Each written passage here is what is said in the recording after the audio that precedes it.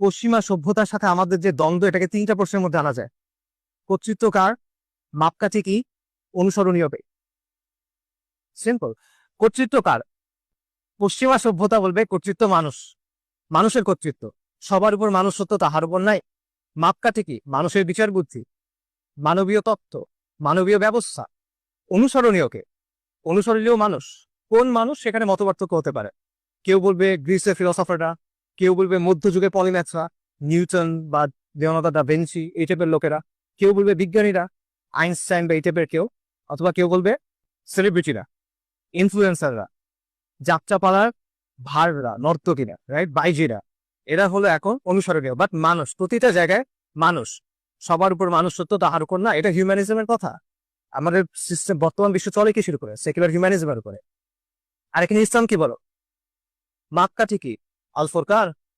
কর্তৃত্ব কার?